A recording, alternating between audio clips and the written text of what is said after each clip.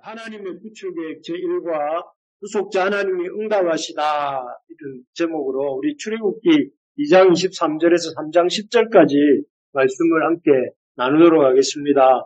여러분 이런 말씀 들어보셨죠? 자고 일어나니 유명해졌다 이런 말 들어보셨을 것입니다.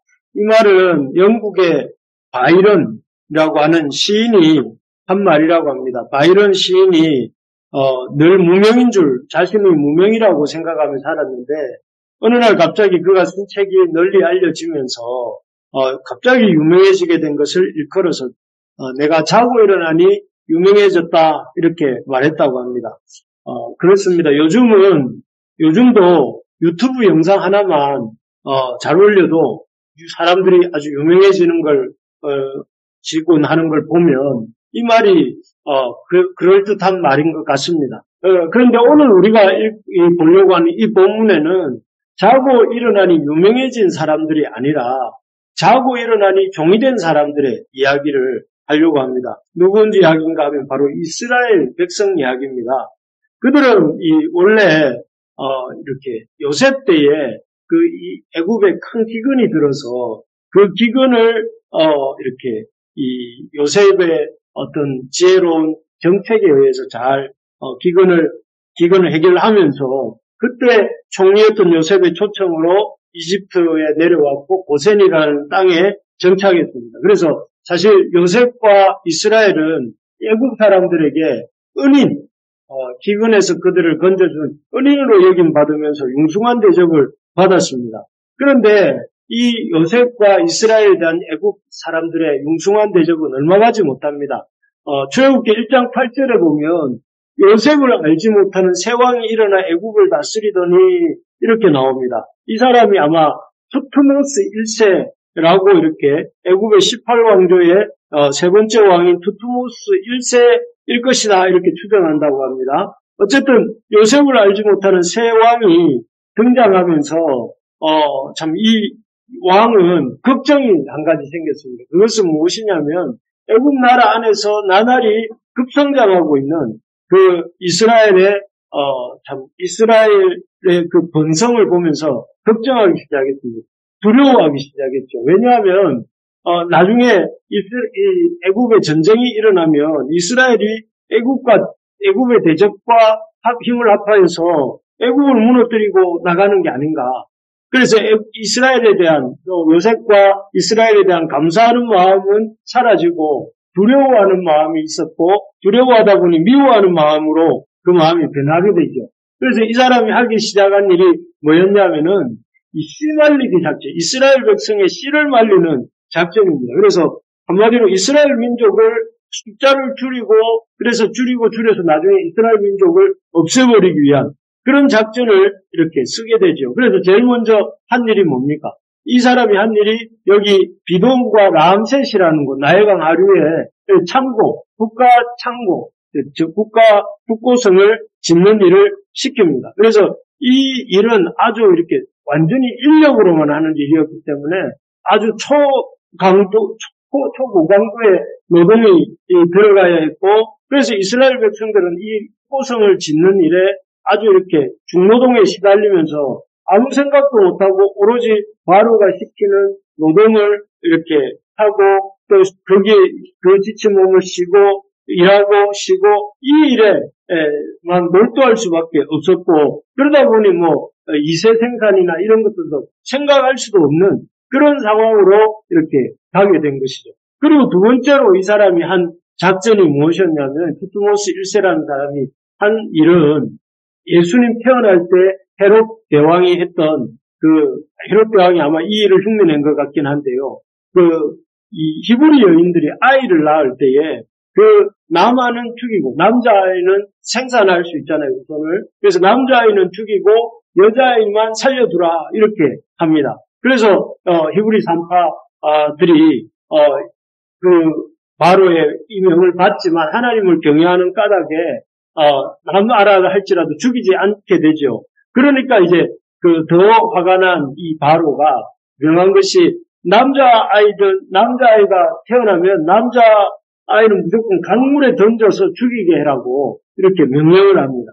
그렇게 했지만 그런 계획과는 달리 이 참 아이들을 죽이려고 했지만 오히려 하나님께서는 더욱더 이스라엘이 번성하게 하셔서 결국 이렇게 번성하게 하십니다.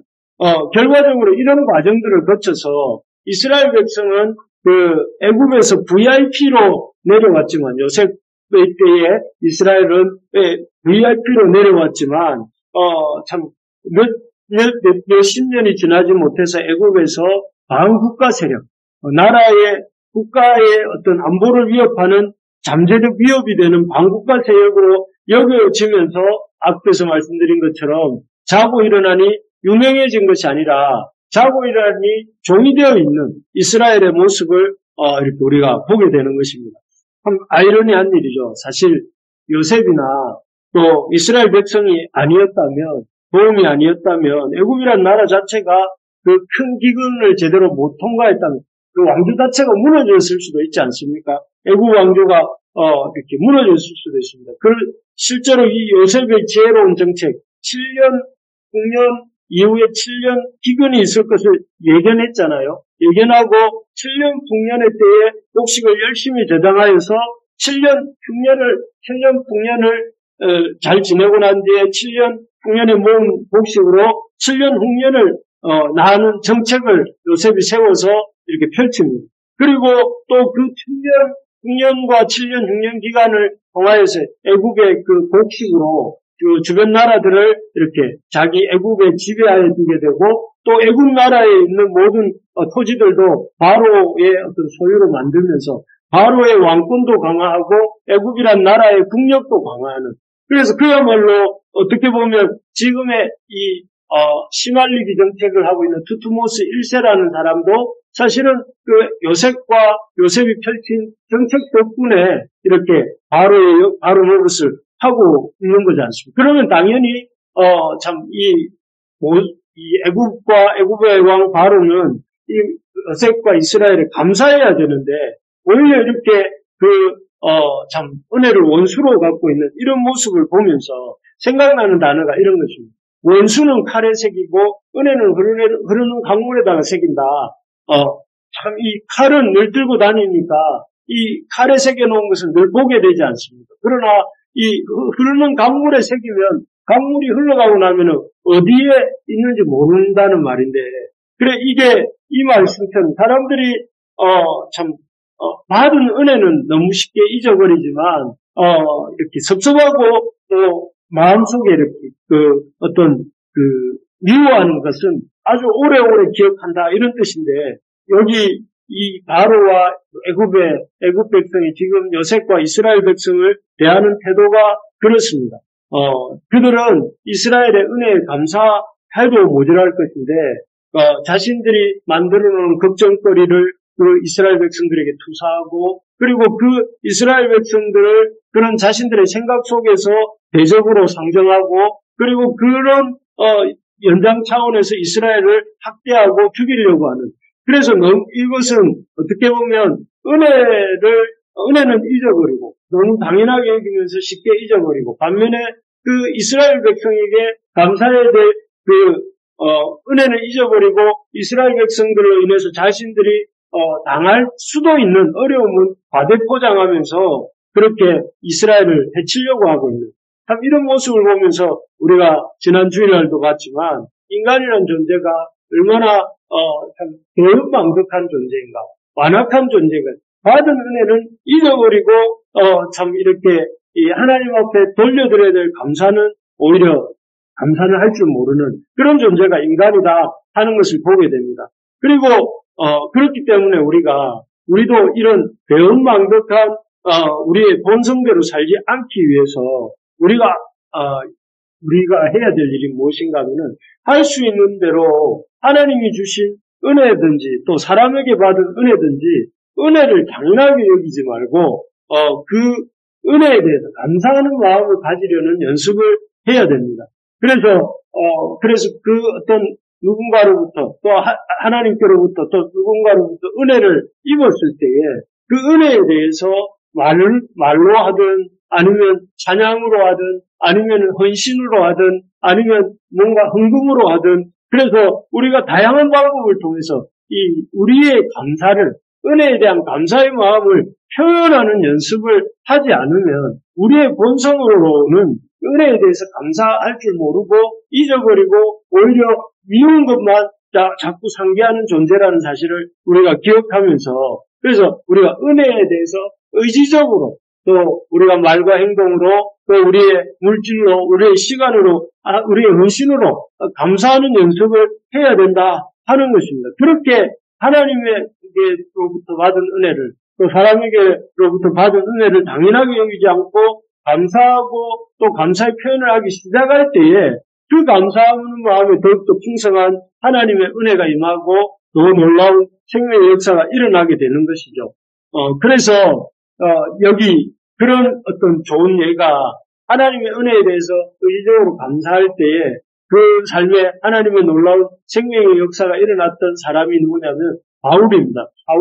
사도 바울인데요. 이 기도는 여러분 보시는 것처럼 바울의 전도 여행을, 파란색은 1차 전도 여행, 그다음에 여기 초록색은 2차 전도 여행, 빨간색은 3차 전도 여행, 그리고 주황색은 바울의 로마행, 포곡대를 어서 로마로 갈 때 모습인데, 바울은 그 당시 사람들이 이렇게 자기 삶의 영역을 거의 벗어나지 않고 살았던 것들에 비하면 바울은 당시로 볼 때는 온 세계라고 할 수 있는 저 지중해 연안들을 이렇게 훅다시피 돌아다니면서 교회를 세우고 하나님 나라를 확장해 나가고, 그리고 마침내 로마에 이르러서 순교할 때까지 이 로마에도 복음을 전하는 그런 놀라운 이 삶을 살았던 사람이 바울입니다. 근데 이런 바울이 그 어렵고 힘든 시대 상황 속에서도 저렇게 놀랍게 복음의 확장을 이루는 삶을 살 수 있던 비결이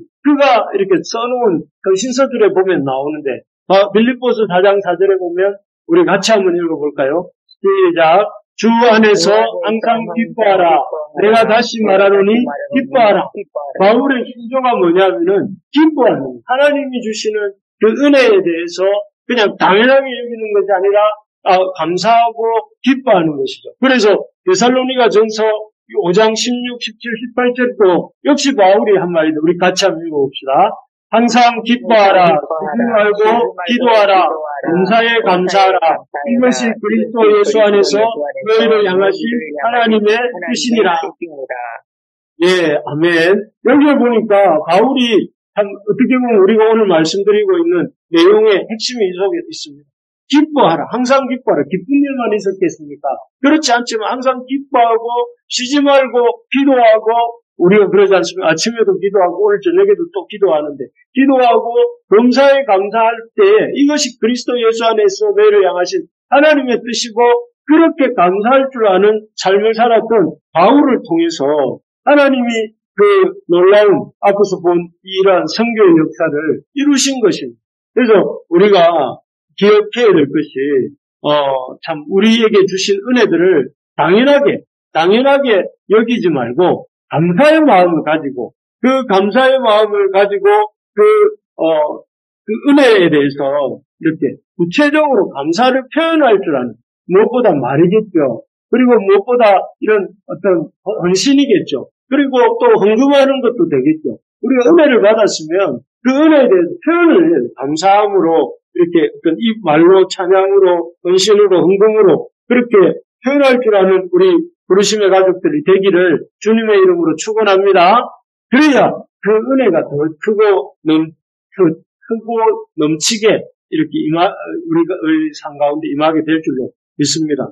다시 돌아가서 이스라엘 백성은 앞에서 살펴본 것처럼 요셉을 알지 못하고 이렇게 또 감사할 줄 모르는 애굽의 그 요셉을 알지 못하는 새로운 왕이 등장하면서 VIP에서 아까 뭐가 되었다고 했습니까?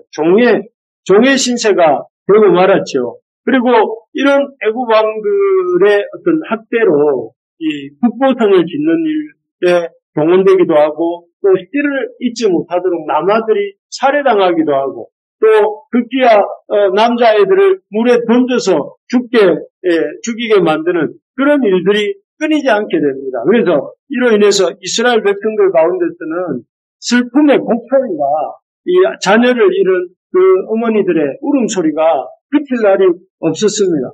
그래서 그런 시간들이 상당히 모세가 80이 될 때까지, 어린 시절부터 80이 될 때까지 그렇게 그런 시간들이 지나가죠. 그렇게 볼 때 이런 애국 왕의 학대 앞에서 우리가 만약에 그 당시 학대받고 있었던 이스라엘 백성의 입장이라면 어떻게 했을까요? 우리가 그 왕과 대적해서 바로와 전쟁을 벌였을까요? 아니면 우리가 그 애국왕 바로 앞에서 도망쳐서 어디론가 갔을까요? 둘 다 이스라엘 백성은 하지 않았습니다. 싸우지도 않았고, 또 그렇다고 해서 이렇게 그로부터 도망을 친 것도 아니었습니다. 이스라엘 백성들이 한 일은 바로 이거였습니다.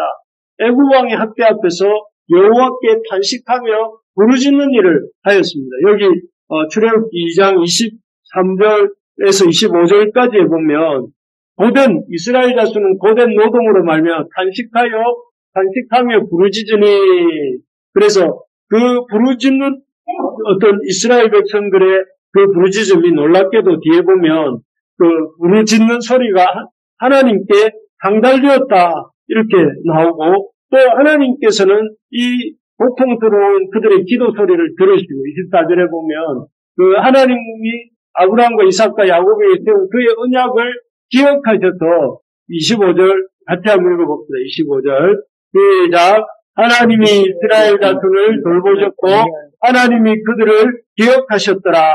하나님께서 이스라엘 백성들은 그 상황에서 탄식하며 부르짖었고, 또 그 소리가 하나님께 상달되었고, 하나님은 그 소리를 들으시고 그 아브라함과 이삭과 야곱과 맺으신 언약을 생각하셔서 그들을 이스라엘 자손을 돌아보셨다 이렇게 합니다. 그리고 실제로 하나님이 이 이후에 3장 아까 읽은 것처럼 하나님께서는 모세를 부르시는 장면이 이제 등장하게 되는데, 하나님은 이 기도에 대해서 이렇게 이스라엘 백성들이 기도하는 길을 택했고, 기도할 때에 하나님께서 들으셨고, 또 그 들으심으로 응답하시는 이런 하나님이시다 하는 것을 보게 됩니다. 여러분, 우리가 꼭 기억해야 될 게 뭐냐면은, 기도하는 사람만이 하나님의 역사하심을 볼 수 있습니다. 기도한 사람만이 하나님이 역사하실 때 그게 하나님의 역사인 줄 알아볼 수 있기 때문에 그렇습니다. 그래서 기도하는 사람만이 하나님의 역사하심을 볼 수 있게 되는데, 여러분, 요즘 어떤 문제로 힘들어하고 있습니다. 여러분 힘들어하고 있는 그 문제를 한번 생각해 보면, 이 시치푸스, 그리스 신화에 나오는 시치푸스라고 하는 시치푸스라는 존재입니다. 그런데 이 사람은 저 경사진 그 경사면에 저 무거운 돌을 이렇게 힘겹게 굴러서 그 정상에 올려놓는 일을 하고 있습니다. 그런데 이 돌이 둥글기 때문에 정상에만 올려놓으면 또 반대편으로 굴러떨어지고, 그러면 또 다시 그것을 밀어 올리면 또 반대편으로 떨어지고, 그래서 저 일을 끊임없이 하고 있는 존재가 시치푸스라는 존재인데요. 그런데 우리가 기도 안 하고 우리 삶의 문제를 우리 힘으로만 감당하려고 하는 것은 저 시치푸스의 일을 반복하는 것과 다름없습니다. 하나님 앞에 기도할 때에, 기도하지 않을 때 우리는 제자리에서 맴돌 수밖에 없어요. 왜냐하면 우리 힘으로는 저 문제를 해결할 수 있는 우리 인생의 문제가 아니기 때문에, 그렇기 때문에 우리가 진정으로 우리가 갖고 있는 그 힘든 문제들의 해결을 원한다면 하나님께 나와서 기도해야 되고, 기도할 때에 하나님께서 그 악순환의 고리를 끊으시고 또 문제의 진정한 해결책을 보게 해주시는 것입니다. 그래서 오늘 본문에도 아까 본 것처럼 이스라엘 백성들이 이 탄식하며 부르짖을 때에 하나님께서 그 소리를 들으시고, 그리고 하나님 이스라엘을 돌보시지 않습니까? 돌보신 결과 어떤 일이 일어나는가 하면은 하나님께서 이렇게 이 모세를 부르셔서 이 모세에게 자기를 나타내시고 모세를 부르시는 장면이 나옵니다.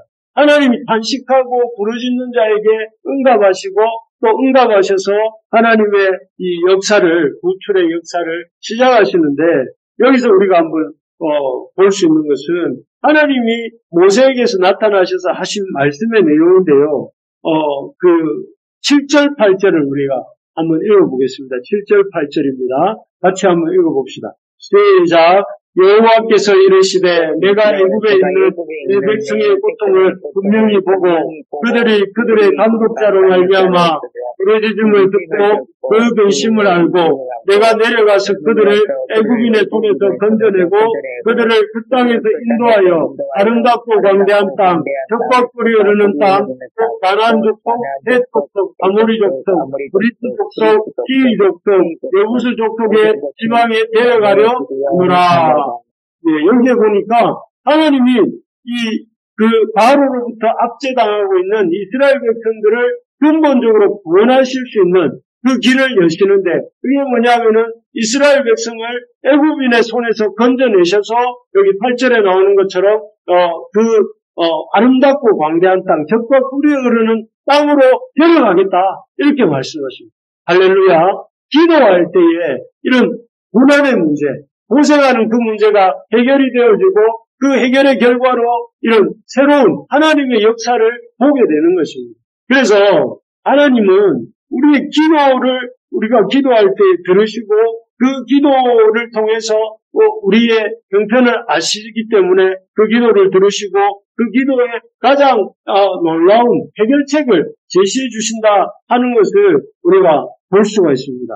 그래서 우리가 어려움을 당할 때에 우리가 바로의 압제를 당한 이스라엘 백성처럼 배은망덕한 사람의 배신으로 인하여서 고통당하는 그 순간에도 우리가 낙심하거나 자포자기하지 말고 아니면 내 힘으로 어떻게 이 문제를 해결하려고 하지 말고 하나님 앞에 들고 나와서 이 부르짖었던 이스라엘 백성들처럼 우리가 하나님 앞에 와서 부르짖을 때에 하나님께서 놀랍게 역사하신다는 것입니다. 우리가 오늘 요즘 새벽에 시편 말씀 묵상하고 있지 않습니까?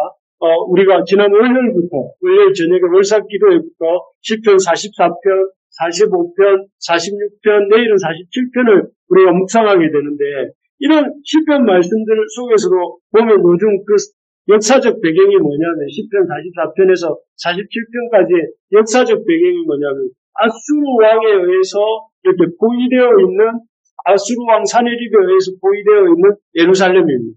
이 예루살렘은 그 당시에 초강대국, 기원전 8세기 당시 세계 최강국이 아수르인데, 그 아수르가 이 북이스라엘을 멸망시켰어요.